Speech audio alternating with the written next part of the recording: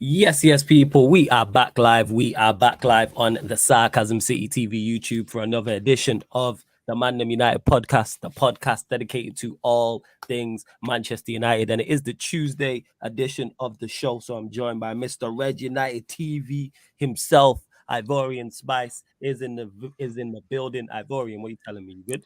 Yes, people. Our man's good, man. Of course, man. You know how it is. It's a little bit of a mixed emotion from last week, starting in midweek and then ending towards the end of the weekend. So, we're gonna get into that. But I'm just happy to be a Manchester United fan as always, man. It's always looking good, man. And tomorrow's gonna be a spectacular, sensational day. You know what I mean? Because the ops are going up against each other, and we know which ops we want to be wounded. We know which ops we want them bleeding. Do you get me? But yeah, man, big up Flawless, man. How you been? I'm more blessed, fam. Like you said, mixed week, and we're gonna get your thoughts on both games from last week as well. Obviously, Thursday's game against Sevilla, and then Sunday's game against Brighton. Like it couldn't be more mixed emotions. There could be not more mixed feelings on those two results. There really couldn't. But big up to everyone that's tapped in. Let's bump up the likes first and foremost. Let's get these likes up. Please share this across all of the socials as well. You can go to Sarcasm City TV on YouTube, Sarcasm City TV on Twitter and Instagram. Obviously, retweet and like from the Twitter, share from the Instagram as well. And on top of those two things, make sure you subscribe to the channel, Sarcasm City TV. And when you subscribe, make sure you hit the notification bell as well, people. And of course, make sure you subscribe to Ivorian's channel, which I will add to the title in a second as well. But like I stated, Manchester United show, people. So please keep all your comments, all your questions Manchester United related. As you can see from the title, David De Gea's new contract, the right move, with a question mark. So myself and Ivorian will be giving our thoughts on that and answering any questions you lot have. Big up to Daredevils, big up Flawless and everyone else. Love from the USA. Hopefully you're doing well, staying healthy and enjoying life, my guy. Same to you, Daredevil. Good to have you here. We'll get into the David De Gea business. Don't worry about that. Big up Dennis the Great, as always, as well. But yeah, that's where we'll start. David De Gea, new contract. Right move, wrong move, mixed emotions, like the last two Manchester United results. Talk to us. The David De Gea thing is so interesting because we sit here and I tell you what, yeah, after seeing him perform against Brighton and then seeing him perform against Sevilla, it's mixed feelings and emotions. But I sway to like him being a backup, first of all, from what Dennis the Great was saying. Okay. Bringing someone else that's probably better than him, or he can learn from David De Gea while David De Gea teach him the ropes and get himself settled and comfortable in the Premier League. So, he can learn from watching from the bench and then eventually take his position as number one goalkeeper. But the new contract, because again, Manchester United just handing contracts out for fun now. They've given Luke Shaw, and you know exactly how I feel about that. Luke Shaw getting a new contract. But with David De Gea, if it's a 1 or 2 year extension, maybe to cover him so he can be the backup goalkeeper eventually, and they've told him that, because what I'm hearing is that he might get a reduced salary, right? He's not going to get the same money that he was on. So that means his role and squad status is probably going to reduce, and he's been warned about that. I hope Ten Hag has told him that.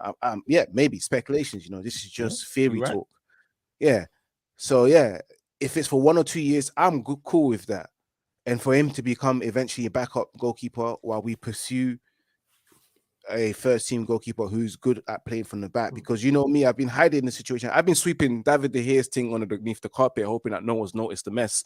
When the guest comes in, like they'll be like, "Yo, what is that David De Gea just hanging out?" Like, yo, it's cool. You don't need to see that.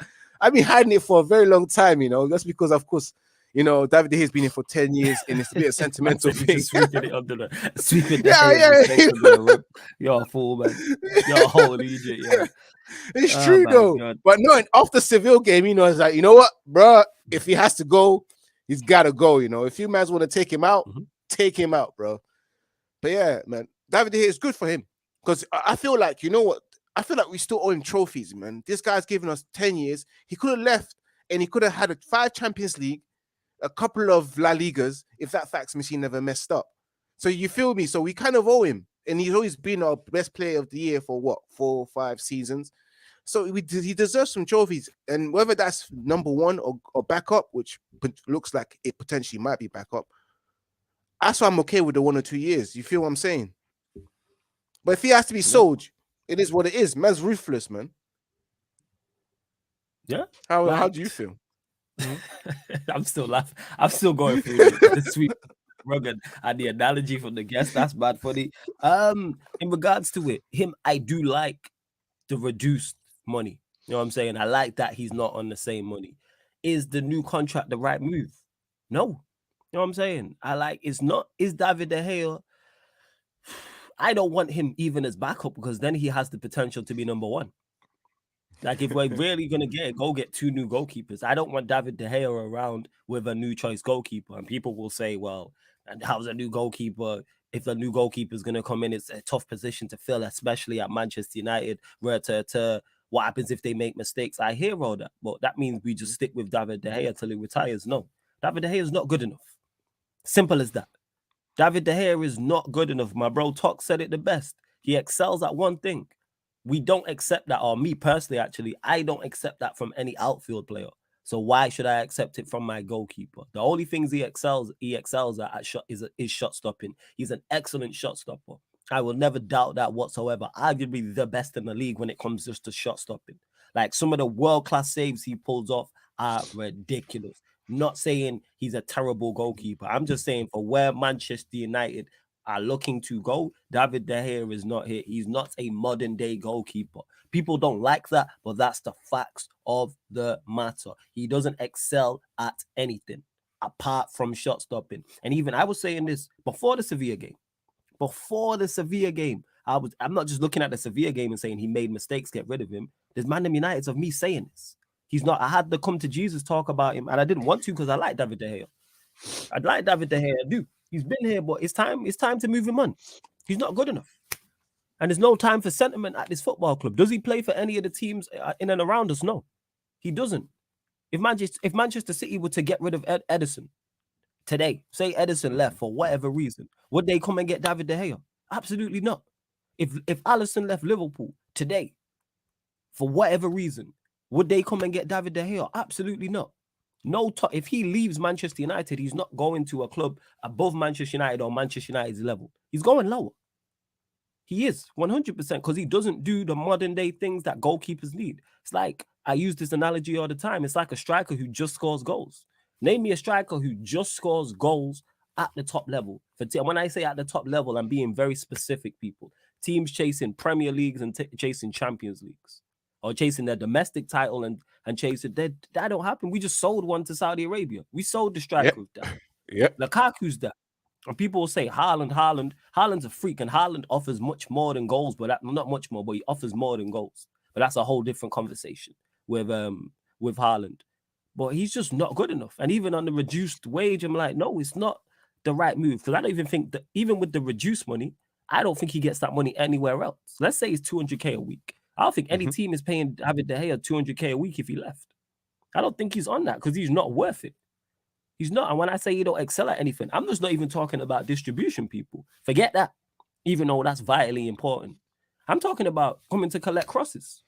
How is the ball from a free kick or a corner in the 6-yard box, my goalkeeper's 6 foot plus and is not coming to catch it or punch it? What are we doing? Even when we played Nottingham Forest and they had one hit the post, I think Martial kind of cleared it off the line, and then there was another scramble with Dalot, and I think it was Maguire. It's like, come get the cross. It's in the 6-yard box. He's not commanding enough. He's not dominant enough in the penalty area. I don't like that. I really, really don't. Forget, and then his distribution. We know all about his distribution and how slow we are building out from the back. Never mind his sweeper keeping. We've seen that against Sevilla. What was that? What was he doing? He's just not good enough. Let's see what you lot are saying in the comment section, and let's bump up the likes. You lot slow on the likes today. Yeah, man. You lot are very slow on the likes, man. Let's get up to 20 likes. We're in double figures, but it's just over 30 of you lot in the building, and we're not even at 20 likes. What are we doing? Let's bump up them likes, people. Dennis says, big up Flawless and Ivorian. Do you want De Gea to leave United, or would you mind him as backup keeper? I did just answer that. So yeah, no worries, Dennis. I adore David De Gea to bits. He's been a great servant to the club and done well for us. But every story has an ending, and we need to move on from him. So no new contract for me. Same. No time for sentiment. No time. I'm not into this. You lot know me very well. Well, regular watchers know me very well. Yeah. There's no time for sentiment in football. Ivorian knows me very well. Yeah. Like if we're trying to win, you just gotta move. You gotta move these players on, whether they've been here 1 year or 10 years. Big up Flawless. Don't renew, release ASAP. Bring in a keeper who can actually command and control and pass the football. We are at risk of losing knockout games with him. Knockout games, no second chances. Chris says, my only thing is I worry I don't want any new goalkeeper to be gifted the number 1 shirt. They gotta earn it. Well, they have to earn it with their performances anyway. But we need to go and locate and go buy a new goalkeeper, whoever that is. Like that, he's just not it. Simple as that. So you don't want David De Gea to be like teaching and learning the ropes for the young person that comes in or the new goalkeeper that comes in, especially knowing that it's the Premier League. Goalkeeper don't necessarily need like that. You don't necessarily need to be young though. Why can't the new goalkeeper be 28? Yeah, but he still needs to learn the ropes. This is the Premier League. It's very tough. You know, you gotta do this. That's this true. And that. And you know what? You know how he'll learn. You know what I'm saying? Get in the pool, learn to swim. You know what I'm saying? And that you don't need David De Gea here holding his hand. Because what apart from shot stopping, what can David De Gea teach him? That's true. For real. Like we talk about learning. Yeah, shot stopping, cool. David De Gea can help. What can David sweeper keeping? No. Distributing the ball, no. Being commanded, no. Coming to collect crosses, no. What can he really teach him? Like he's just experience and knowledge of the game. That's about it. You can do that on a phone call. You know what I'm saying? Phone him. You can do that on a phone call. Manchester United want to sign Croatian goalkeeper Dominik Livakovic. I hope I pronounced his name right. And are ready to pay his 10 million euros, 8.8 million pounds release clause. Who does he play for, RJ? I've never heard of him till you've just mentioned him. Yeah, I've never big heard up Jesse of him too. As well. Danish Iqbal says David De Gea needs to learn from me how to have good kicking distribution. It's a wrap, man. The show's over. Show is over. Jesse will get into this in regards to Harry Kane as well. Who we talk? Yeah, Star-Lord. I know you've picked up who now we were talking about. The source is the Metro. All right. Daredevil says we need a new young fresh goalkeeper, someone like David Raya from Brentford. What do you think? I've not watched enough of David Raya to say whether he's good enough or not, so I can't really comment. Like there's no goalkeepers within the Premier League that are standouts to me that I say go and get him. But David Raya, Sanchez are two that get mentioned all the time. Mike Mignon from AC Milan's another one. Just go get me a new goalkeeper. I'm not fussed who is. Just go get me a goalkeeper that is not David De Gea and can do more than just shot stop. That's where I'm at with it. Marari says Ten Hag wants to keep De Gea. So yeah, if he does, then fair enough. I can disagree. And I like Ten Hag. But I can still disagree with that. Like I don't think it's a good idea. You know what I'm saying? Like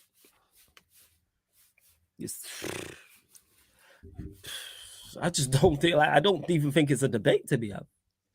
Chris says we are buying two goalkeepers. The choice is, would you rather have De Gea or Tom Heaton as backup? See, that's a problem that we can't buy two goalkeepers. Why can't we go buy a backup goalkeeper? Where's Romero? What's going on? Oh, Romero that used to keep for us. Yeah, Sergio Romero. Where's Romero? I don't know. I'm gonna check. I don't know, you know, but he's been the best excellent number 2. But the fact that he wanted to play. You know what I'm saying? He a better number 2 than Liverpool Football Club. You know what I'm saying? Hold on, let's see. 100%. Where are we at? Sergio Romero. Let me have a look. He's at AZ. Wait. He's at Alkmaar, I think they're saying. Well, AZ Alkmaar. Wait. Alkmaar. No. He's at Boca Juniors. Boca Juniors. Let's go get him. Man's back in his country, you know. Let's go get him, man. He didn't even play this season. You're saying zero here, 0 appearance. He ain't played since 21-22, since he was at Venezia in Serie A. So yeah, let's go get him. He wouldn't mind to be number 2 and just not complaining too tough. That's like go get him. So all this we can definitely backup goalkeepers are cheap. You're not spending like 80, 90, or 100, not even 8. You ain't spending 30 million on a backup goalkeeper. Go get one for 5 million. Go get a youngster from somewhere who's just legit raw. You know what I'm saying? And that, like, that's what I'm with. Is he retiring? Yo, I'll try to usher him out of retirement for a season. You want De Gea for experience? There you go. That's what Sergio Romero can do. But do you remember how Manchester United treated him towards the end of his career at Manchester? Yeah, at that's the Manchester United. last You know, regime, you man. heard his wife. His wife said, "Please You let just him buy go." you just buy his wife some flowers and some chocolates, man. You know what I'm saying? Big signing on fee and say, you know what? After this, you'll go on the coaching staff as well as a goalkeeper. You mentioned an experience, learning the ropes. There you go, Sergio Romero. And if the new number one's having a tough time, you can put Romero in goal. Yeah, he's at Boca Juniors. And Marari says De Gea is the least of our problems. No, De Gea is a big problem. Because you know why? He's playing first team football down the spine of our team. That's the most important part of the team. It is. Do I prefer Romero over David De Gea? No. I'm saying Romero is number 2, people. That's what I'm saying. Number 2. That's it.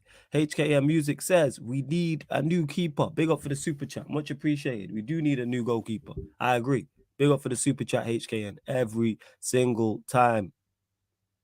So where is the style of play? Where is the system for the players to play in this manager looking like a fraud? But you flawless will give him the next 5 years. Show me Rants. Is it Rants? Yeah, obviously not my boy Rants, but Rants. I'll call you. I just call you R. I just call you RR.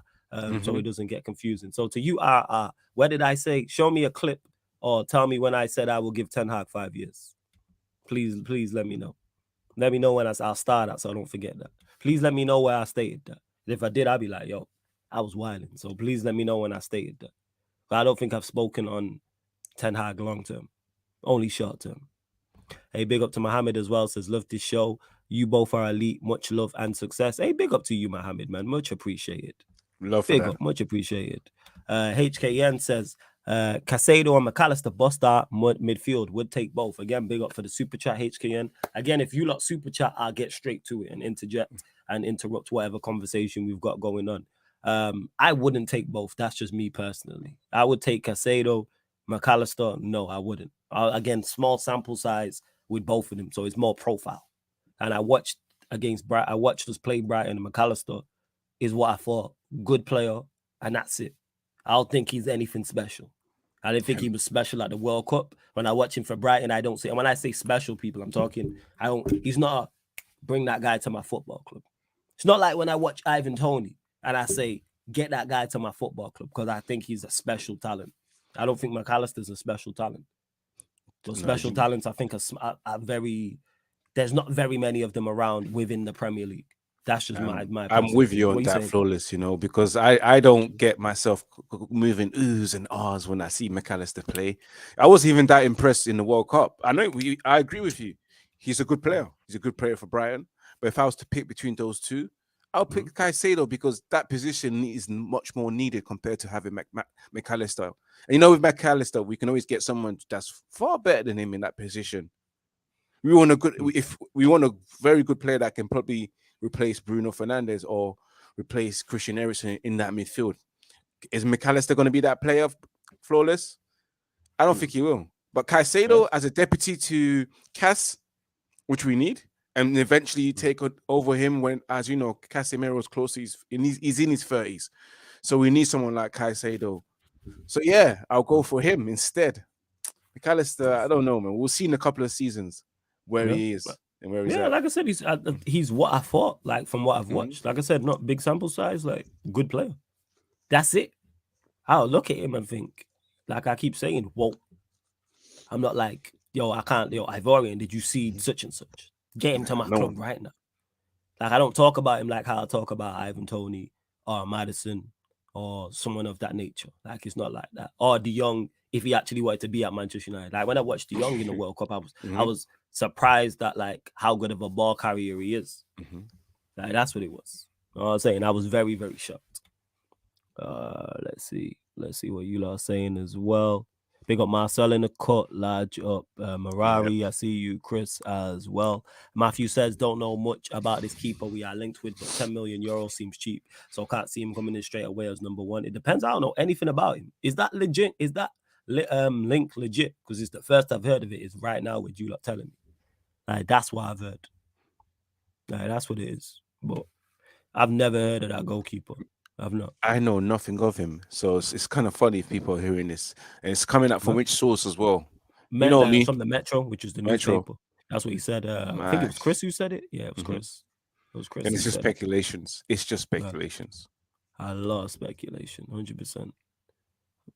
You lot continue to bump up the likes as well. How many likes? We on over 30 of you lot in the building. Only at 22 likes. Let's get up to 30 likes. Subscriber check as well. We are currently at 6,340. Yeah, 6,340. Check. Yeah, 6,340. So we're looking for 5 new subscribers, people. Hit the subscribe button if you are indeed new as well. I think that's pretty much it. Obviously, any questions you lot have about De Gea, feel free. But like I said, I want a new goalkeeper. There's no one that stands out. So when people are like, oh, who do you want? There's nobody that stands out from what I've seen within the Premier League. I've not watched Mike Mignon like that to say, yeah, go and get him. But there's a goalkeeper out there who fits the bill. So let's go and get him. Same way when we signed David De Gea, very few people knew who he was. And look how that turned out initially. It's just time to move him on. I'm not saying he's a bad goalkeeper. It's just, with the times. You got to move with the modern day times, man. You either evolve or die. Simple as that. And that's with everything. Mm-hmm. Simple as that. Let's see. Thoughts on Canacho going to the Under-20 World Cup. When is it? When is the Under-20 World Cup? Obviously, is it not next month? Is it next month? Let me check. Martin, I ain't got. What's it called here? Hold up. I think it's definitely next month, man. Yeah. Let me go check this. Let me have a look. Under-20 World Cup. Let's have a look. Under-20. Well, let me have a look. Just Googling it right now, people. Yeah, 20th of May to the 11th of June. Mm-hmm. How the hell is he getting called up? Like, we got a FA Cup final. Like, what the fuck? You know what I'm saying? And that's why Manchester United don't want to take him, don't want to accept it. And you can see Argentina, you've heard the news, Argentina themselves are trying to challenge the situation and trying to get him released so he can join up the squad. Yeah, he ain't fuck all that. He ain't going. You know what I'm saying? Thoughts on Garnacho got that. One good thing that means is that he's actually he has some form of fitness. Because he could be effective, especially in the FA Cup final. Never mind the rest of the Premier League games as well. So also you didn't know. You know what I'm saying? In that you just guessed, huh? So you just guessed. So you was wrong, huh? That's what it is. Don't come in here assuming things. Don't do that. Simple. Just be respectful. I don't like this. So you know what? I don't care if you super chat. I'm not answering your question. I'm saying you can resend your super chat. Not being this and that. I don't like it. Be respectful. Just be polite. You know what I'm saying? Just be polite. Because if I start being disrespectful, then people gonna start complaining. We can all disagree. Don't come in here, you know what I'm saying, and that on some disrespectful thing. Because you jumped in there. How long you gonna give the manager? Blah blah blah. Don't ask me. I'm here. So just because of that, I don't care. I'm ignoring your super chat. Don't be disrespectful. Simple as. I can't take rude people. Grinds my gears. Don't be rude. I just don't understand why people are going crazy and trying to question the manager. And then, are you not happy or something as a Manchester United fan? Nah, you don't know where we come from. Nah. It's not even that. Manager's rude. Even outside of the football, that's just rude. You know what I'm saying? I don't take rudeness politely. You know what I'm saying? That's just straight rudeness. The way in which you did. No big up, what you saying, where to tell what you think. Just come in assuming. You know what I'm saying? And nah. And then you question on it. Now you don't answer questions. Nah. Fuck all that. Did you see Matoma saying he was defeated against Wan-Bissaka? Just shows how good of a defender he is. Has not many stopped Matoma this season. Wan-Bissaka, we know all about Wan-Bissaka when it comes to one-on-one. When it comes to one, that's why I'd keep him. I would keep Wan-Bissaka for specific games like that. If you're in an FA Cup semi-final and you're playing against Brighton, who have a winger like a Matoma on that left-hand side. I've said this. Do I want an improvement in that position? Absolutely. I want an improvement in that position. Yes. There has to be a first choice right back. But Wan-Bissaka, as the deputy, I have no issue with whatsoever. That's why I would then move on Dalot and then use that money, use some of the money for Dalot and then obviously other money to then go and get a new right back. I want 2 new fullbacks. I've said this for the longest, though. And we have to say, and we have to give it to him. Aaron Wan-Bissaka, we have to clap for him because you know what? He's come back in a different form ever since the World Cup. Because before World Cup, it was all about Dalot. Post World Cup, it's now about Aaron Wan-Bissaka and his performance because he's just leveled up. And we all knew it as well because we was telling him before, bro, the streets are saying you're dead. You need to leave you need to leave Manchester United. And you know what he did? He did what great champions do. They just put their head down and get back to the grind. Everything back in the drawing board. He knew. We saw the clips of Aaron Wan-Bissaka training during the preseason with someone else trying to learn how to cross the ball and be in the right position.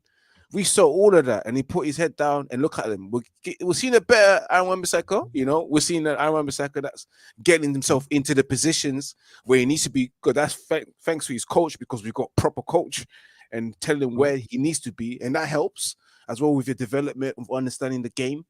And the system that he wants to play, thank you very much. There is a system there. And for that hater that was, super chatting earlier on, just want to point that one out. But yeah, again, he put his head down, got stuck in, and now we're in a situation where we think, wow, you know what? I'll probably have a Aaron Wan-Bissaka instead of Dalot, because Aaron Wan-Bissaka is he's shelling at what he's great at, one-on-ones. But at the same time, he's improving going forward a little bit. It's not as spectacular. It's not as you want it to be. It's not like it's a Trent Alexander kind of level, but it is something. And all I can say that it can improve. What, he's 24, 25? Under Ten Hag, he will learn. He can deputize. You need someone like him in the big games, especially when you want to be defensive. We know that. And you need players for all different type of games. And Ten Hag will probably love to have that.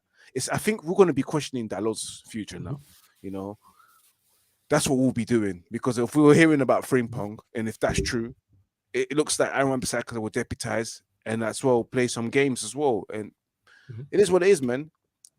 But big up Aaron Wan-Bissaka, man. He's done well, especially Mitoma.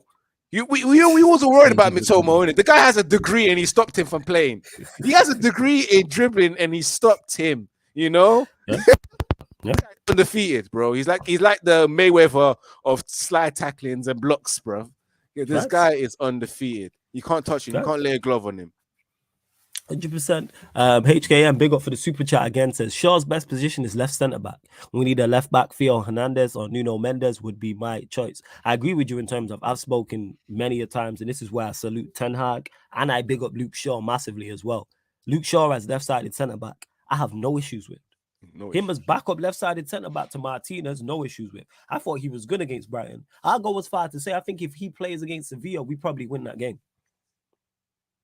Because I think he's that good there. And obviously he's a massive improvement on Maguire as well. And he was very good against Brighton, as was Lindelof as well. I thought those two together were very good. And individually, they were both very good as well. But I agree with you in terms of we need two new fullbacks. So I do think we need a left back. Theo Hernandez and Nuno Mendes, two fullbacks I've not watched enough. I heard Alphonso Davies could be on the move. If he's available, we go get him. Because I know there was reports that it was Real Madrid and I believe Chelsea were the two players. It's either Chelsea or City, the two clubs that were linked with him. Again, people, this was just on Twitter. But I heard the rumor. It was from a more reliable source on Twitter, but don't take that as gospel. Don't take that as gospel. Let's see what else you lot are saying. But HKM, big up for the super chat as well, man. Appreciate it, my guy. Bless up, bless up. Someone else saying something as well. Big up my guy Kaneki, man, who called in. I did a fan calling show last night, people. Big up to Kaneki who called in. Hilarious call, spot on, no. Everyone's saying the hair isn't a major problem. Yes, he isn't a major problem, but he's still a problem. Exactly my point. People are acting like you don't solve problems. Let's say he's the fourth problem on the list. If you can solve that fourth problem before you can solve 1, 2, and 3, you still solve it. He plays in the spine of our team. So yes, he needs to be moved on. Is he the only problem? No. Do I think he's the biggest problem? No. But is he a problem? Yes. So therefore, let's solve the problem.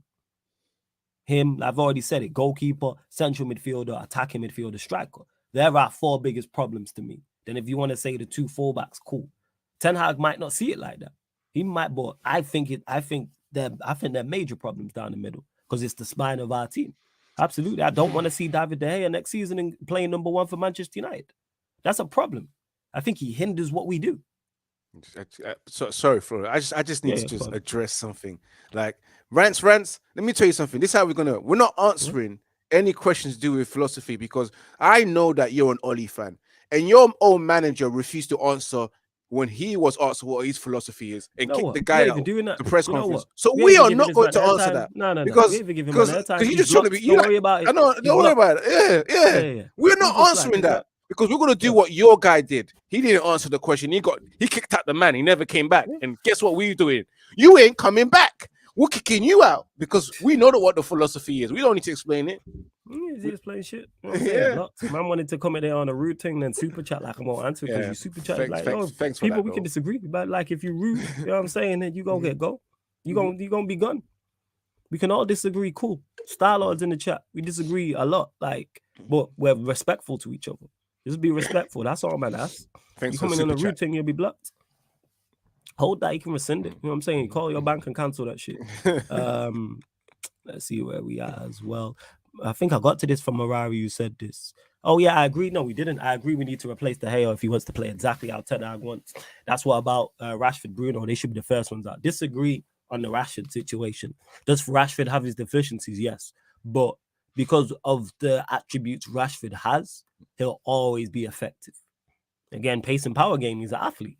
And when you're an athlete and you're a willing runner, you will get goals and you will get assists and you impact matches. And we've seen that. And I think with better players around him and a better system, we see an even better Rashford. Because Rashford, let's keep it real. Rashford has pretty much carried our attack this season. Outside of goals and assists, he's been our best attacker. He's been better than Bruno. He's been better than Anthony. He's been better than Sancho. Martial's barely played. He's been better than Weghorst. Garnacho's 18 and Palestri's new. But let's not do that. Let's give Rashford credit. Because if Rashford played poorly, like he did last season, we'd be sat here criticizing him, and rightfully so. So therefore, let's praise him for what he's done. Just because he has deficiencies, yes. Is he the perfect footballer? No. Does he still have levels to improve? Yes. Is there still holes in his game? Yes. But he's had a very good season this season. Yes. He's had a very good season. He's been our only attacker who you can argue has been player of the season. None of our offensive players have been. You can maybe say Eriksen, but because of where Eriksen plays, he also does a job from a defensive standpoint. But outside of Eriksen, it's been Rashford from an offensive standpoint. We're talking Casemiro, Martinez, Varane, Luke Shaw, Wan-Bissaka. They've all been our best players. Our attackers haven't done the business. And us winning, if we do win 2 trophies and finish top 3, or even if we win just the Carabao Cup and finish 4th, Rashford has played a major part in that. So let's give that man his credit for this. Because he's had a good season. Bruno, yeah, I've gave my thoughts on Bruno. I don't think he's I've already said new number 10. Whoever that is. I personally want Maddison, but if we don't get Maddison, go get another number 10. Whoever that is. Kind of like how I'm with the goalkeeper situation. How I look at the upgrade on Eriksen. How I look at the Ivan Toney I want, but the other 3. But what are you saying about this, fam? Rashford, Bruno out. Rashford, Bruno out. You know, it's crazy. You know what, yeah? With Rashford, I agree. Everything that you say about Rashford, you know he does have his tendencies, and his tendencies are making the right decision, especially when it comes to the playing within the team, the interchange, the attacking phase of the game. Sometimes he just loses concentration and just makes the wrong pass. And that's what makes us super frustrated with Rashford. But he has carried us throughout the whole entire season. It's a step up from what happened last season. And big up to him as well, because you know he's our best player. Because the moment he got injured, we all looked at each other and said, "What are we gonna do? Like, are we gonna score ever again? You know, we know we can't count on Weghorst because he ain't scoring. You know, we was all looking at each other, just screaming and just panicking. So we know exactly how important Rashford is. Bruno, on the other hand, again, I said it before. If Manchester United wants to challenge, they can't rely on Bruno as their playmaker in that number 10 position. Unless they just solidify what's behind them and make it a brick wall. So whatever fuckeries he does doesn't affect the whole entire team, you know. So yeah, it doesn't mean Bruno out. Bruno's still got a place in the squad. You know how it is with me. Yeah, absolutely. Bruno can definitely, what's it called? What I'm saying in that. Bruno can definitely do a job in the squad. Go on, carry on, fam. I'll just agree with you. Again, and we have to also acknowledge that fact that the man's got the most outstanding fraudulent GA record, you know. No, it's deep what he's done with it, you know. Like you see this player on paper, you're thinking, wow, he's got the numbers. But when you watch him play, like thinking, how did he get these numbers, bro? This is just fraud. You get what I'm saying? You know, that's the thing about Bruno Fernandes. But of course, Bruno Fernandes, magnificent at times, and as well, just dreadful at the same time, all in 90 minutes. Magnificent and dreadful. You understand what I'm saying? Flawless. It's true, innit? I get what you're saying. I do hear what you're saying. It's true. I hear what you're saying. I hear what But you're saying. never that, man. Yeah. We keep those two players, man. They're still vital. Yeah, like Rashford, like I said, does he have holes? Like Emma said it, Rashford is just full throttle forward towards full throttle forward. Sometimes you need those players, other times you need more intricate players. We need different types of players in the squad. Yeah, it's different. It's different styles for different fights. I'm saying it's different approaches for different teams. Rashford has his uses because what he's good at, he's very good at.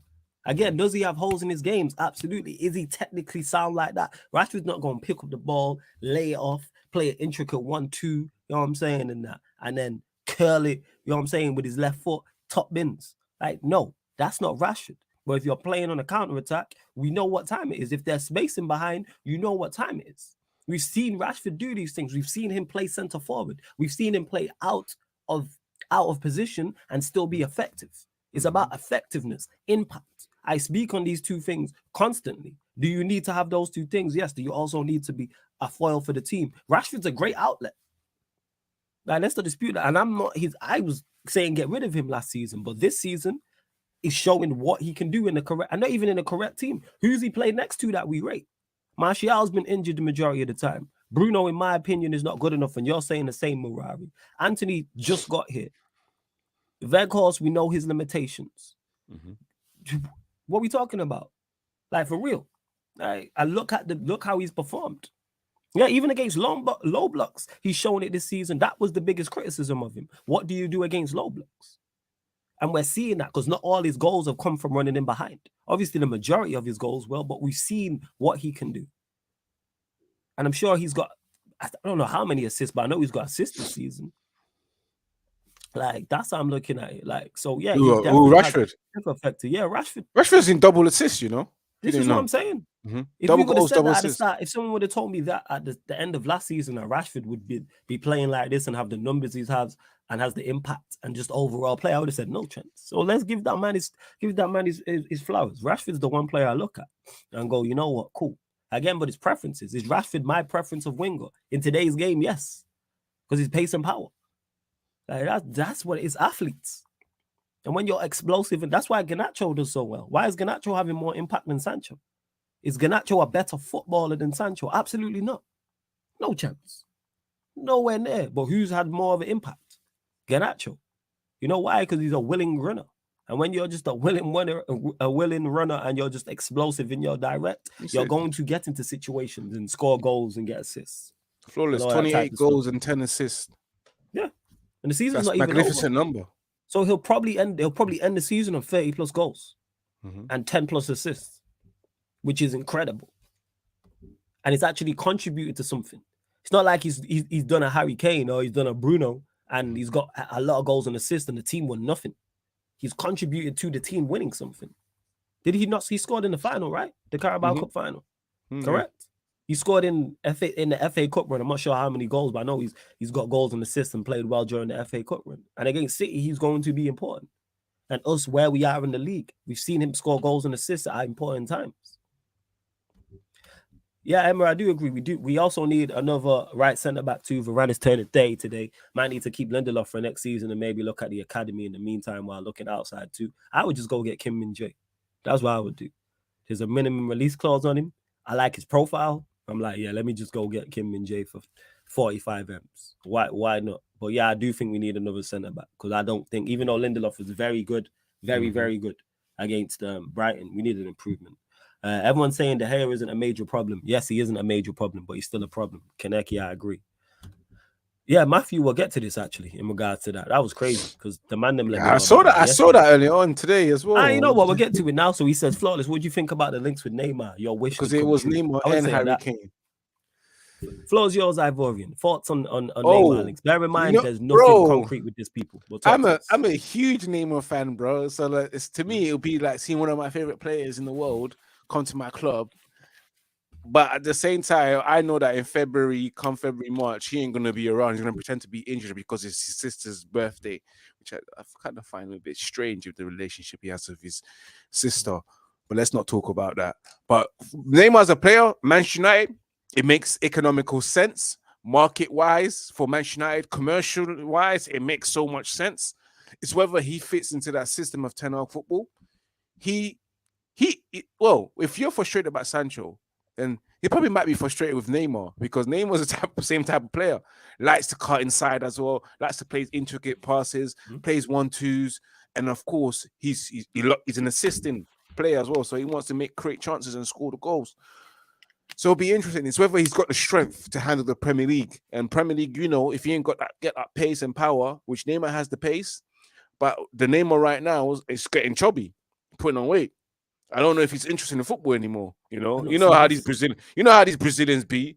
When they hit that 30 to start getting fat, and all that kind of stuff. And if he comes to Manchester United, where Anderson fell in love with eating burgers and kebabs and lost his weight, then I just don't know. But I would love to see Neymar. He's one of my favorite players as well. And him coming at Manchester United, again, it makes sense commercially. Whether it's good for the team, I don't know. Because his attitude towards football at the moment is not the best. Is it going to be him coming to Manchester United knowing that I've got a new challenge and I'm ready to go and I'll take it serious and I'm going to be the best version I can be, the Neymar that I used to be at Barcelona and partially at PSG, then bring that Neymar in. But if it's going to be the Neymar that's going to come in and say, you know what, I just want a last big final paycheck. I'm putting weight on. I don't even care. I just want to go out these days and just enjoy myself and eat and just have somewhere to just settle. Then we don't want that Neymar. You see what I'm saying? We love it. Before I answer this question, there's over 50 of you lot in the building. Let's get up to, we're at 29 likes. Let's get up to 40 likes, people. Like check 1212. Let's get up to 40 likes. Have we had any new subscribers either? Hit the subscribe button because there's over 50 of you lot in the building. And I know there's at least 5 of you lot who have not subscribed. Hit that subscribe button. Hit that notification bell as well. We are aiming for, let's see this. Yeah, 6,000. We're aiming for 4 more subscribers. So get us to 6,345. 4 more subscribers is what we are looking for, people. In regards to the Neymar links, I wouldn't go as far to say it's my wish, Matthew, but your jokes, because I know why you said that, because we've spoken on this before.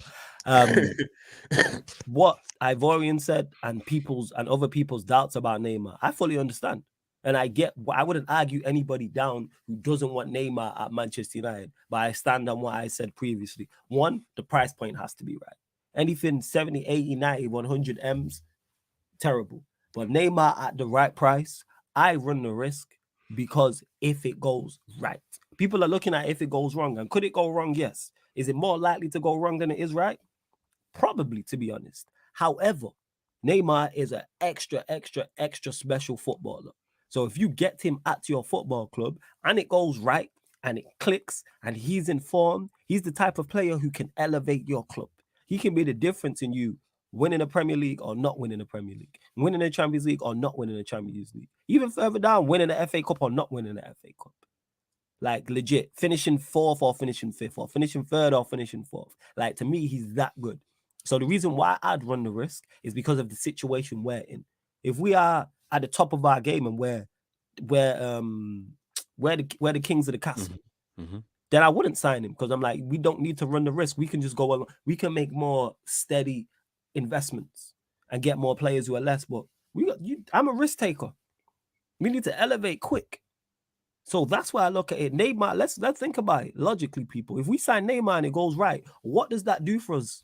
Say we had Neymar this season and Neymar is on it and he's playing 9, 10 out of 10 and he's having an incredible season. Do we go out to Sevilla? Probably not.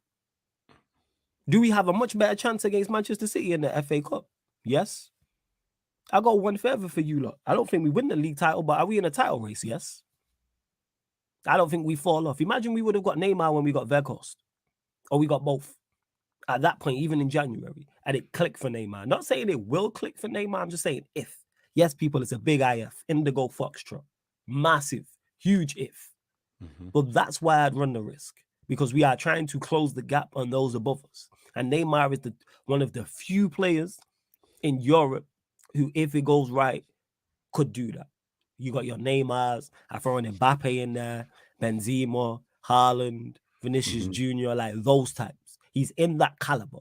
Not saying he's good. I'm not saying the whole argument if he's better or he's worse than those guys. I'm saying he's at that table in terms of that caliber. But it's a right price. And I'm a risk taker. So I'd run it.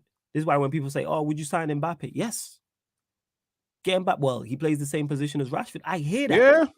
But figure it out. That's Kylian Mbappe.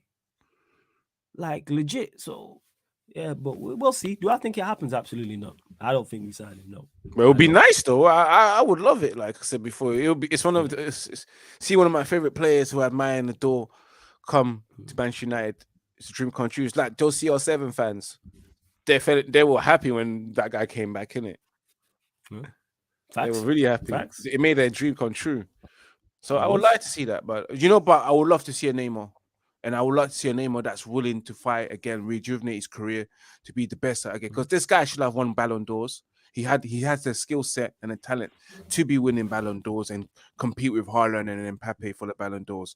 But I just don't know, man. It's just I don't know if he's fell out of love with the game, or it's just the fact that it's too relaxed in its Ligue 1 and it's not as competitive and challenging. Yeah, it might be a motivation thing. It might be a motivation. Again, people, I'm not saying go and like we should definitely be all over it. I'm just saying, me personally, I would take him. I hear all of the issues. Premier League people are talking about him being injury prone, availability, his diving, his antics, not even his diving, but him being kicked. Cool. I hear all that. And I've been critical of Neymar more than most. See one about to pop up in the chat. I've been criticizing Neymar for the longest. I've said he's failed since he's left Barcelona. However, I'm still taking him at my football club at the right price. Definitely. Who you getting that has? I'm just looking at ceilings. Who you getting that has Neymar ceilings? There's very few with similar or above what he could potentially do. This is all just the potential, man. But I'm a risk taker. That's what I'm on. But will it happen? Nah, I don't think so. I don't think it happens. Go, Matthew says, do you think Spurs will have the new manager bounce on Thursday? Surely after Sunday, they'll have to show more. Might make it a harder game for us, even if Spurs is our second home ground. Your thoughts on this? Obviously, they got packed 6-1 at Newcastle, and then Stellini got sacked, and now they've got Ryan Mason in. So guess what? It's the same Spurs they're going to be playing, because why? Wasn't Ryan Mason the assistant manager to fucking Sevilla? Like, what is it? Potato, tomato, tomato. Dan management, bruv. It's the same system, bruv. So nothing's going to change. I don't think there will be a new manager bounce, but I'll be pissed off if there's no new manager bounce, because whenever it's Manchester United turn to take the piss out of a team, we don't deliver sometimes, we don't get the opportunity to, because why? They have sacked the manager and it's time for a new manager bounce. But we're Tottenham this week. We gotta beat them. We gotta trash them, bro. We've got to give it to them, bro. Because at the end of the day, we need to be taking revenge for that 6-1 humiliation, because Newcastle got theirs. We need to get ours. But who feels sorry for Spurs, man? I don't. I just hope that the new management bounce don't take effect. Ryan Mason, does he know what he can do? Does he know what he's doing? Like you said, he's the assistant to the assistant. Yeah, you get me? That's like being the side to the main, the side to the main to the side. I mean, the side to the side, which is your salad. You have your chips, you got your burger as your main, your chips, and then you got your side to the side. And no one really has the salad at times. Do you get me? That was Ollie at Manchester United Football Club. He was always the side to the side. He wasn't the main guy. He wasn't the substitute guy. He was the guy at the end that you didn't really want. But you have a salad at the end of the day once you finish your chips, bro. You get me? Yeah, it's crazy. And I just got a big up Play Simple as well, because he just gifted 5 Sarcasm City TV memberships. So salute to Play Simple, man. Big up Play Simple. Big up Play Simple, because he just gifted 5 memberships to LFC for the double. Joseph O'Halloran, Yardman, Serginio, Ray Millie, and Jamie Quinnell as well. Play Simple, big up, man. Legit. So if any of those 5 I just mentioned are in the chat, LFC for the double, Joseph O'Halloran, Yardman, Serginio, Ray Millie, or Jamie Quinnell, big up. Play Simple. He just gifted 5 membership. Link for the membership is in the pinned comment as well, people. Many great perks on the channel, 3 different levels. So make sure you check it out, including how to get on the channel. You know what I'm saying? If you want to get on the Twitch, if you want to get on the Twitch where the Q&As go down, that's one surefire way of what I'm doing going forward as well with the watch-alongs. They will be members only in the comment section. So if you're not a member, you will not be able to comment this Thursday. Lovely segue on the game against Spurs, because it's members only, people. So you will not be able to comment. But in regards to this, I was expecting a response from Spurs anyway, even before they sacked Stellini. You don't go down 5 goals in 21 minutes and then that happens the game after. There's going to be a response. Them fans are big, man. Look at how X is talking. Shout out to Expressions. Look at how he's going on. He's Spurs melting. fans are livid, and rightfully so, leaving the ground after 20 minutes after traveling from London to Newcastle or from wherever to Newcastle. So I was expecting a response. Now they've got a new manager in. I'm expecting a response. Do I think we still go there and win? Yes, but with Manchester, we've been inconsistent. I don't know what Manchester United we're going to get anymore. I legit don't know. Due to I don't know. Like, because you got, even before, just because of the inconsistencies of our performance, if we perform like we did against Brighton, the 2 games against Sevilla, the game against Newcastle, long day. Could be a long evening. However, if we perform like we did against Nottingham Forest or Everton or Brentford, we have a chance. 100%. So that's the inconsistencies and why I'm so critical of this team, because I don't know what we're going to get. But I fancy our chances because we're a better side than Spurs. So I do. And this legit, I think we're already going to finish top 4 anyway. I think we're more battling for 3rd with Newcastle, and I think we will finish 3rd. But it's about finishing in the top 4 comfortably. Like, I want to be solidified. I want to be scraping it on the last day. No, solidify our top 4 spot.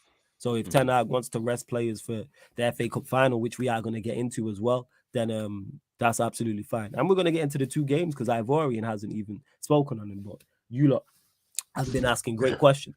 And like I say, play simple, gifting memberships, people super chatting. Love to you lot who continue to support, man. Big up to all of you lot. I definitely would be upset if Manchester United don't beat Spurs on Thursday, especially for their form. Everyone else is beating them. If we don't, it'd be like, how come it's never us? When we get the opportunity, we don't, and they just turn up against us. Because flawless teams love turning up against Manchester United, big bad Manchester United all the time. Turn up.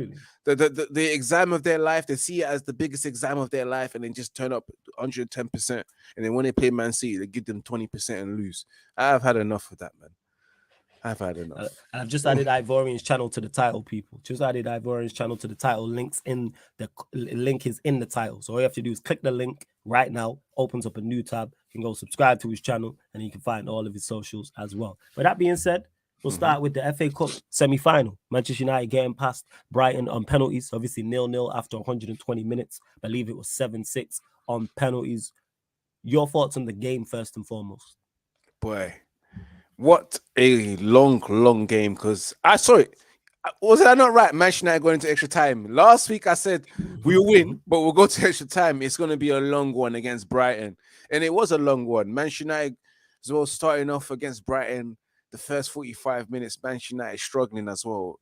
Brighton, total domination of possession, creating all the chances. Manchester United couldn't really get a scuff in there, struggling, but they played towards Brighton's way, counter-attack, not go too gun-ho, sit back a bit as well, just watch them and concentrate defensively, which is well, because if we didn't, it would have been a game where they would have lost, just like the game against Sevilla, which we'll talk about later on. Yeah. But in the second half as well, it was pretty much the same thing. But Manchester United grew into the game. You saw that towards the end of the first half, and also in the second half. But again, in this extra time, Manchester United had their opportunities and grew in the game. So, and it looked like you was watching a game where you thought, all right, okay, we have a chance. This is going to go penalties, and it might go our way because they're not used to this kind of situation. And it was like that. In penalty shootouts, we sat there and thought, yeah, we definitely know that David De Gea ain't going to save goddamn shit.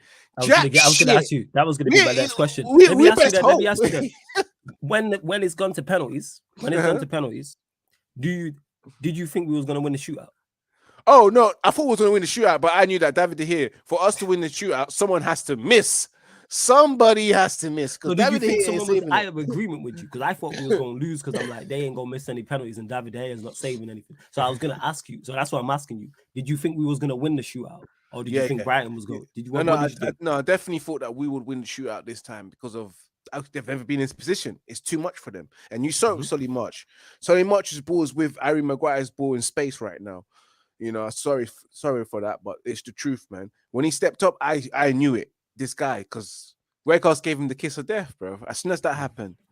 But I knew David De Gea was never going to, and we all knew David De Gea will never save anything. We're only hoping that someone from Brighton missed. And it happened. And I was happy with that. Because after what happened midweek, and I already said if we was to lose midweek, we might carry that same funk straight into that Sunday match and potentially lose. But we didn't lose. We showed a bit of resilience there towards the end. And a big up to Manchester United for doing that. Big up to Eric Ten Hag, big up to the team. But player-wise, I gotta have to big up Luke Shaw and Lindelof for that defensive display. Because people can say, okay, it was a boring game. But sometimes, if you're a tactician and you love football, 0-0 games just show tactical battles between two managers and how they went about it throughout the whole game. It's like watching a boxing match where they're too evenly sided, but it goes into points. Only specialists know exactly why that person won and what's so good about that match. But that was a good game. Tactically, Ten Hag versus De Zerbi, great to see the positioning of the defense as well, knowing that we're allowed to have Brighton to have possession and knowing that we can sit back and counter attack in certain situations and keep ourselves a little bit in the high line with Lindelof and Shaw keeping high concentration. Big up to those two. They've done extremely well. Wan-Bissaka again, I have to give my heads up to him. Men went undefeated against Mitomo, who we thought he was going to be the major threat. Bruv, we asked where is he, bro? In most majority of the whole game that he had to come off.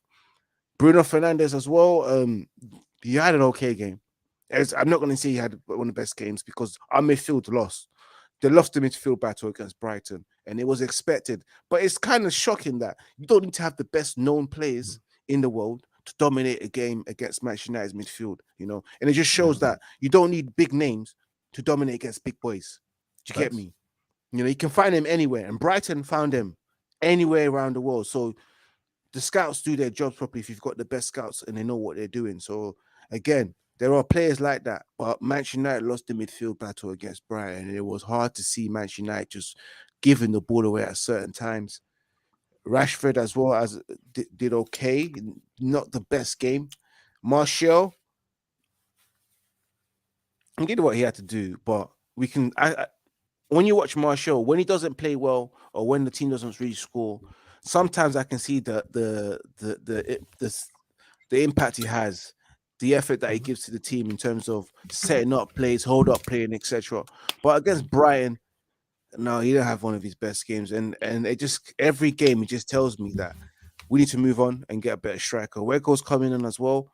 One thing I have to say about Weghorst is that Manchester United, those players, he was the only one that revved up the fans. He's the only one that said to the fans, "Come on, amp it up." The passion thing, and in finals, you need players like that. You didn't see how Odegaard had to do it like the whole 90 minutes in order for Arsenal to come back. Yeah, it has those impacts. And I expected that from Bruno Fernandes and I expected that from Casemiro.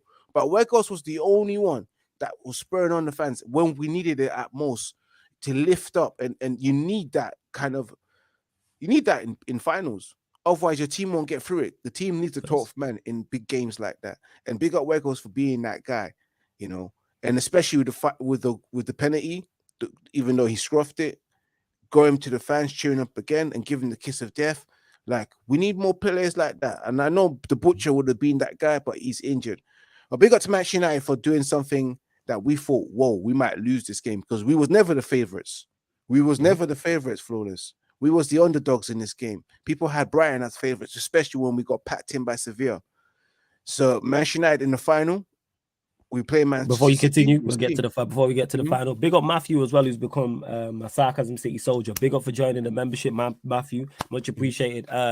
Get at me on Twitter or Instagram, because obviously as part of the membership in regards to when you're a Sarcasm City soldier or higher, you get to go on the members Q&A. So if you want to join the members Q&A on Twitch, just drop me your at or drop your at in the chat, or like I said, hit me up on Twitter or DM me on Instagram, either or, and we'll sort that, Matthew. But big up for becoming a member. Again, link for the memberships in the pinned comment, so make sure you check it out. And big up to Sports Carnage as well. So yeah, FA Cup final talk. Ivorian, chat to me. What are you saying? Yeah, so confident, it was not confident. Confident in the final? Ooh, yeah, it depends. We look at it now. In 6 weeks' time, I'm expecting to see a Man City that's playing a Champions League final, possibly, and focusing on that, focusing on the league as well. And will we have certain players back as well, like Varane back, some players back as well, Garnacho, for etc. We'll see in 6 weeks' time because things will change. Do I feel like Manchester United can go and beat City in the final?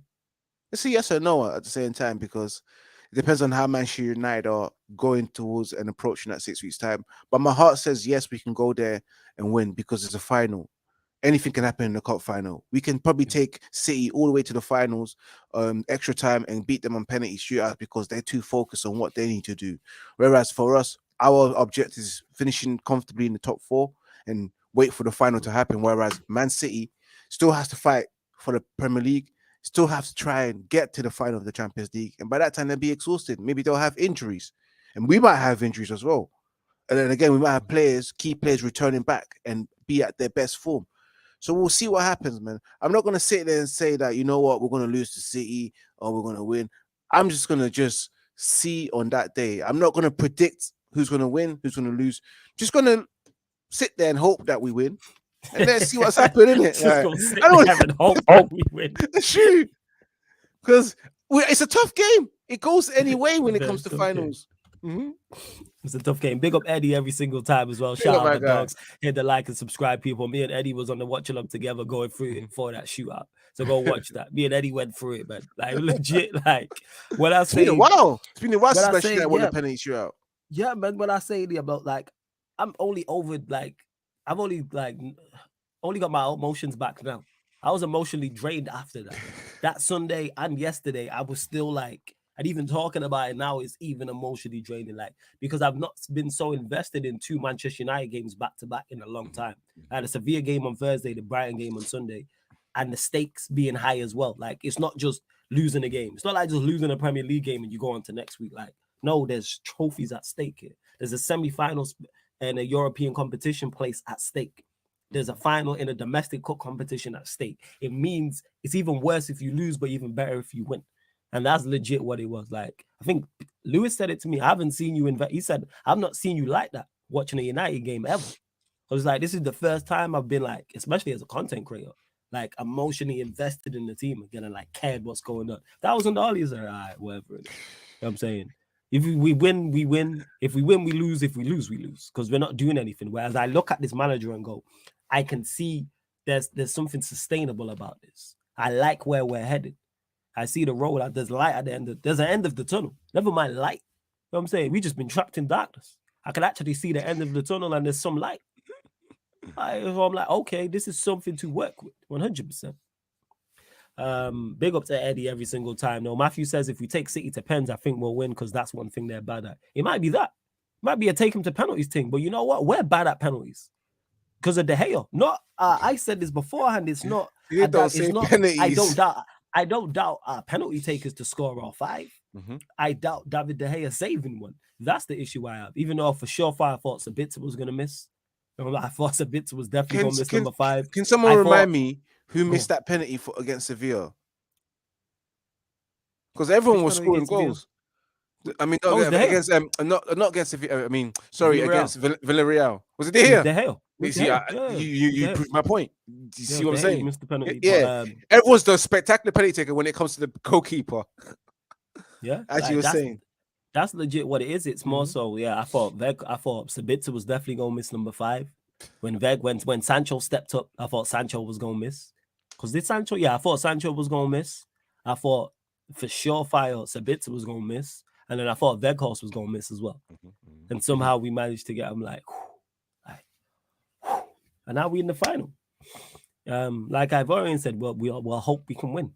Our chances are slim to none. I keep using this analogy, people. We are bringing a knife to a gunfight. But we have a knife. Sometimes it's a machete. Sometimes it's a butcher knife. More recently and more of late, it's been a bread knife and a pen knife. But we have a knife. Hopefully we pull up with a Ginzu blade. You know what I'm saying? We have something. Hopefully. But with all jokes aside, we do have a manager and we do have players who can come up with a game plan and implement a game plan to beat Manchester City because we beat them this season. Are they the strong favourites? Yes. Are our chances in this game slim to none? Yes. But am I backing us to win? Is it going to? Yes, I'm backing us to win. As stupid as that sounds.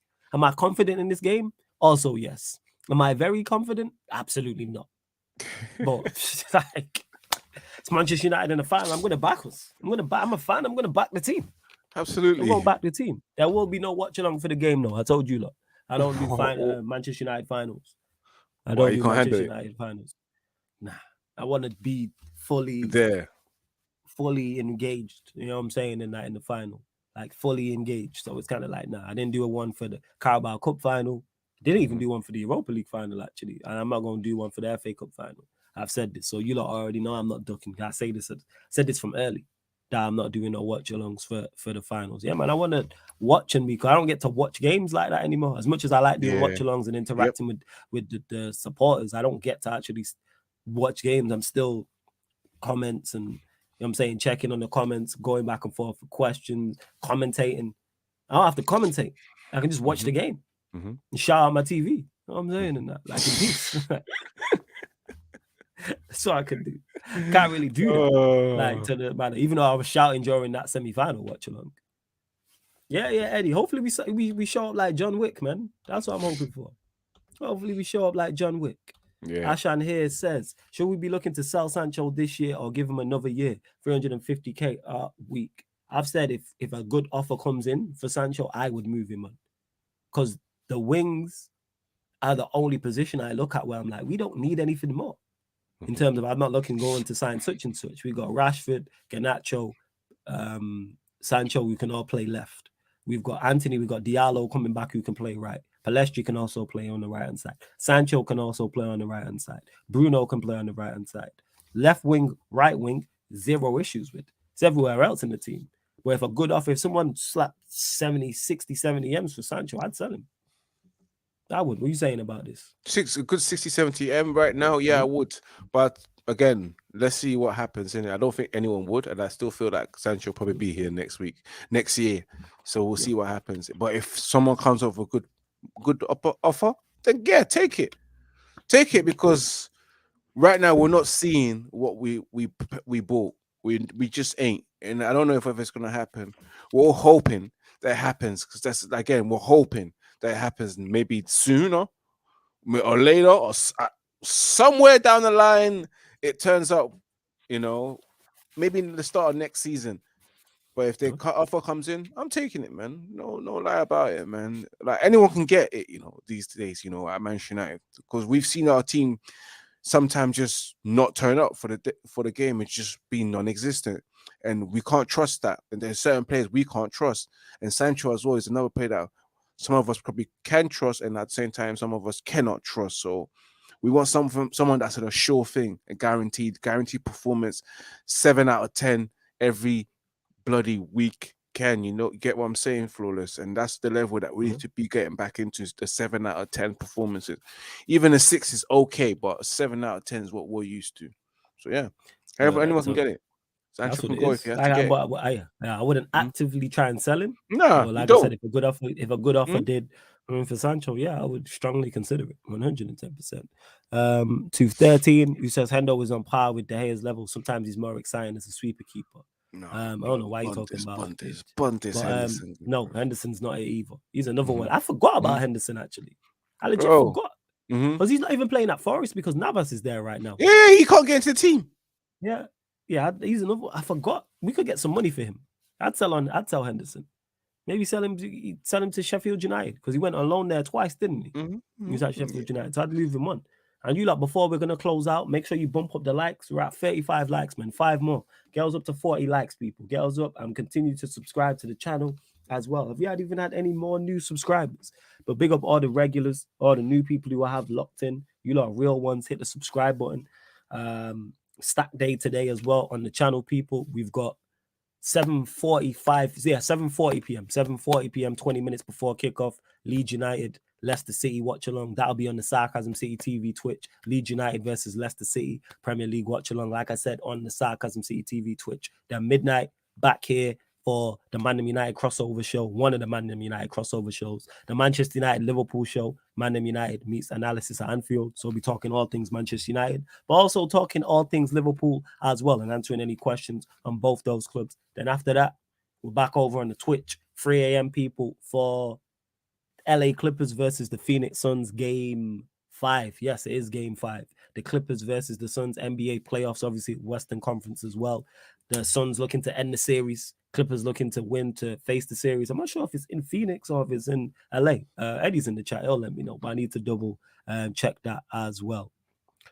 Chris says lesser Hendo too is Dean Henderson only. Either or in it, whether it's Henderson, Hendo, Dean, Dino, he's just not good enough. He's just not good enough. Simple as that. He's just not good enough. But we've spoken on David De Gea, spoken on. Oh yeah, we haven't got your thoughts on it before we close out, Ivory, in the Sevilla game. Yeah. Oh, it's in Phoenix. Big up, Eddie. So yeah, it's the Phoenix Suns, LA Clippers. Yes. 3 a.m. people. Yes, RJ. We stay working. That's over on the Twitch people. Check out the upcoming live stream schedule. Sevilla game though. Talk to us. Thoughts. Oh God. Because you messaged me during the game as well. Yeah, I messaged you during the game. I said, you see what I'm saying? Like, you know, some people have football in heritage. The history of football. It's always within them, you know. We know Sevilla are a shit team in the La Liga. We've all known that. We've all spoke about it. They're horrible. But I also mentioned they are the Real Madrid of this competition. It's within their bloods. The footballing gods favor them in this situation, and especially in the Europa League. And they demonstrated that towards us. And again, with Manchester United, I don't know if it was a bad day at the office or we was just shit or Seville was just good, you know. But I'm going to take it as it was a bad day at the office because nothing worked for us. Nothing worked for us. We couldn't do anything towards Sevilla, and we were shocking. And it's one of those games again. Let me know what? Yeah, I've got my notes from him, and I'm starting to get these flashes of Harry Maguire again. You know, it is. You know me. I got an agenda. I have an agenda towards Harry Maguire, and I'm going to be open. An agenda, man. You just don't rate him. I don't rate him. I just don't like him. I don't think he's good. And again, he proved why. The first goal. You guys can, you know what's so funny? The English pundits, yeah, they can say whatever they want. They can sugarcoat it about, David De Gea shall never pass to him, X, Y, and Z. But then when the guy is saying, pass it to me, and I am the captain, therefore pass it to me because you're the captain, I'm going to pass it to you. You're calling out for the ball. And don't tell me he couldn't get out of the situation, because if he let the ball fall on his right foot instead of his left foot, where he could have turned on the half turn, cut man, and just drive the ball forward and make a pass, would have been resolved. We would have not conceded that goal. Because why? Martinez is the player that's able to do that in his sleep, like it's nothing. You know, they wanted to blame David De Gea because the foreign player and protect their guy, Harry Maguire, like it wasn't his fault. That goal that we conceded is Harry Maguire's fault. I say this maybe because I'm biased and I don't like Harry Maguire, but it's the truth, whether you like it or not. That was his fault. He asked for the ball. You're called a ball playing centre back, and you have no technique and you can't ball play. What you see what I'm saying? This is fraud. This is 419 at its finest. They call him a ball playing centre back. Oh, he's wonderful with the ball at his feet, and he couldn't get out of that situation. A ball playing centre back gets out of that situation. Martinez gets out of that situation. He's a fake ball playing centre back. That goal was his fault. Guys, I am in my feelings again. I'm so sorry. Get off your chest, man. That's what we're here for, man. No. Wait, let me get water in my system. Yeah. Before you continue, big up United Spurs of America, because obviously he called into the fan calling show on the Twitch yesterday, and he was doing the same about Spurs. That's what Sarcasm City is, people. Whether you're on the stream or you're in the comments, is a place where you can get, you know what I'm saying, things off your chest. That's what we're here for. That's what this platform is about. We've heard so many tears and so many, you know what I'm saying, rants about certain teams and managers and players. But go on, carry on. Yeah, that goal was certainly his fault, man. But Manchester United, the second goal as well. David De Gea, you know, this is where we go about with David De Gea. This is why I said I swept all these mistakes underneath the carpet, but some of these mistakes are hanging outside the carpet, and people are starting to notice. My guests are noticing them, like, yo, and I can see it, man. David De Gea was terrible in the first. I mean, the second goal we conceded and the third goal we conceded as well. Our defense was all over the place. Midfield again was all over the place. Casemiro and Eriksen and Bruno just couldn't get into the game at all. Well, I don't know whether it was just Seville being at home and the occasion was for them, and it just totally dominated the game. But Manchester United, boy, it was just a bad day to me, bad day at the office, and a lot of bad performances, a lot of mistakes. And again, and they beat us because of poor defending, own goals, some of them via the goalkeeper as well, and also Harry Maguire probably contributed to some of them as well. So it's not like they just scored goals out of nowhere and created goals that were magnificent. They beat us. They beat us due to mistakes and on goals. Simple as. And they did dominate the second leg, but the first leg they never dominated it. We dominated the first leg. We should have won by 3 or 4 or 5 goals, but we lost to them by mistakes, defensive errors. Harry Maguire, and David De Gea. Yeah. Well, no, I fully hear what you're saying, fam. You know what I'm saying? I fully hear what you're saying. Brian says, will Maguire be back versus Spurs? He's available. Does he play? No. He's sure and Lindelof. They're the two. Maguire's 5th choice. Like the number on his shirt, that's where he is in positions in terms of centre backs on Manchester United Football Club. It's the number at the back of his shirt, 5th choice. And I couldn't be happier. The way Ten Hag's dealt with that situation, love it. Not good enough. Not good enough. No. Do I fully blame him for the first Sevilla goal? No. But is he at fault? Yes. It's on both of them. Whoever you want to blame more, cool. But both De Gea and Maguire have to just be smart in that situation. Why is De Gea passing him the ball there with 3 players around him? Why is Maguire asking for the ball with 3 players around him? Why? Man, are both experienced enough. That's not even a skill set thing. That's basic. You don't have to be a world-class, top-class. You don't even have to be an average player to figure that out. It's outrageous. It is. You got to feel sorry for Lindelof when he gets compared with Maguire. Lindelof's better than Maguire, but Lindelof is still not good enough. But like I said, he was excellent against Brighton. My man of the match for us. I thought he was excellent. But my problem is consistency. If we see that Lindelof all of the time, guess what? I shut up. But too many times I've seen that Lindelof. I've not seen that Lindelof, and I've seen him even without Maguire.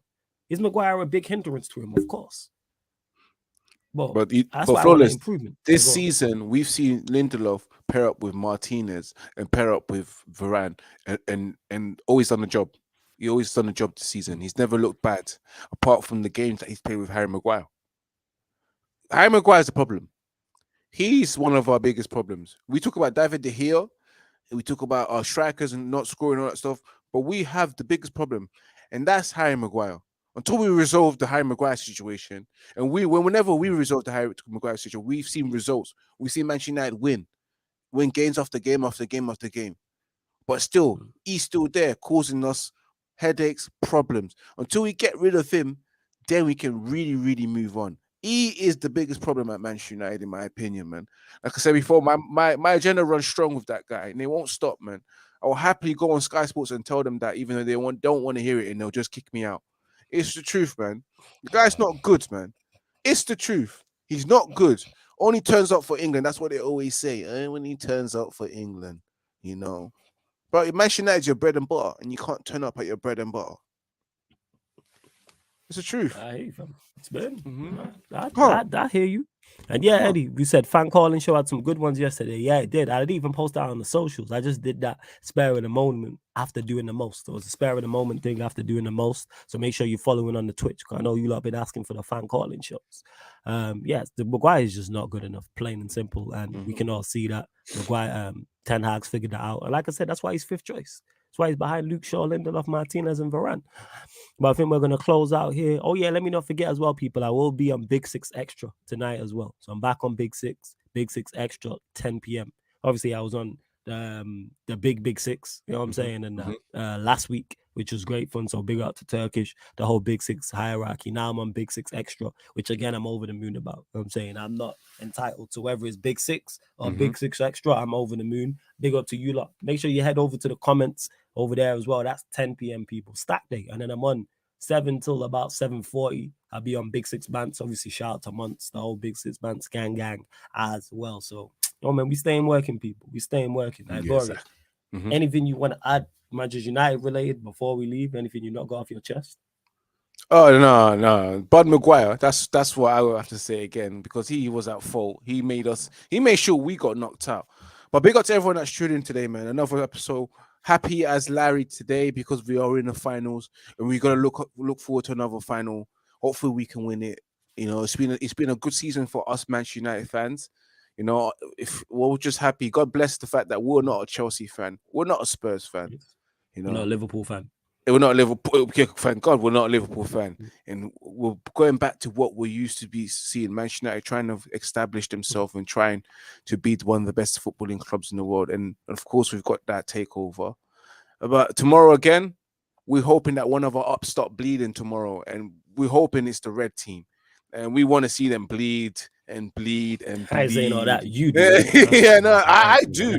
I fully bro. Because why? Because at the end of the day, even if, I know it's different because I'm from London, innit? And I'll be honest with you, Flawless. Yeah, it's different. My whole entire lifestyle, my whole entire life, I've only met three City fans, and they probably used they to don't be exist. they used to be Arsenal fans, bro. I've never met a Man City fan. Only 3 times in my lifetime, you know. If City wins, we don't hear it in London. I'm not gonna go to work, and my work colleague gonna say it to me. I don't know what it's like for you in Manchester, because I swear to God, I can't believe there's fans there. I can't believe there's fans in Manchester, bro. Even if it's Manchester City, like. I get you. I get your point. You're saying from a personal preference. Yeah, for personal preference. Me, I want to see Arsenal lose. I want to troll them for the whole summer, because you know what? When Arsenal win the league, they're gonna come to us and tell us, "Oh, you men are shit." But you men are shit. This time they've not been competing in the league for like 5, 6, 7 years, and then disrespect us when we probably finish second or third, respectively, for you Ollie fans. So you can have that. Yeah, we finished second or third. That's the accomplishment we've done. So yeah, I want to see Arsenal lose. Coming as a London fan, as a Manchester United London fan, I want to see Arsenal lose. Because why? I control them the whole entire summer and be shameless about it. The whole summer, I'm waiting for them to fall, bro. I said it before. They're like an elephant stuck on top of a tree, and you're wondering how the fuck did you guys get there? But you know that tree trunk's on a break. It's coming tomorrow. Everyone's waiting. He can't wait. Yeah, I think City are going to win as well. I do think City are going to win. So I think the meltdown will be jokes. There will be a watch along for that on the Twitch as well, people. I will be doing the Manchester City Arsenal watch along. And then, of course, Thursday, I'll be here for the Tottenham Hotspur versus Manchester United watch along as well, which all watch alongs now on the YouTube are members only. So if you want to be in the comment section, go and join that membership. Go and join the membership. Big up to Matthew, who also joined the membership. Speaking of that, big up to Play Simple, who gifted out 5 subs again. Salute to that. Salute to Matthew. Big up to everyone who's hit the likes button. We have hit 40 likes. You lot just keep posting, man. Keep supporting. Subscribe to Ivorian's channel. Link is in the title, people. And we'll be back on, like I say, the Twitch for the Leeds United Leicester game at 7:40 p.m. And then we're back here at midnight for the Manchester United Liverpool show. So when I end the stream, people, it will take you straight to the Manchester United Liverpool show. All I need you lot to do is hit the like button. Hit the like button and hit the notification bell on the actual video itself, and then close it out, because I'll be over there talking all things Manchester United and Liverpool with a Liverpool representative. But big up, man. And this has been the ManDem United podcast live on the Sarcasm City TV YouTube. Big up for tuning in. Peace.